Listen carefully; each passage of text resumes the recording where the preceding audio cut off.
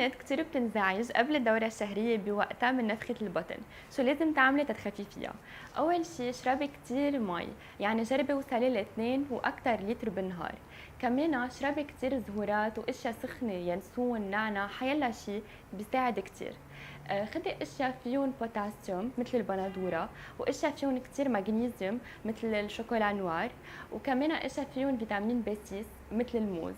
هالاشياء كلها بتساعد انه نظهر المي اللي مجمعه بجسمنا.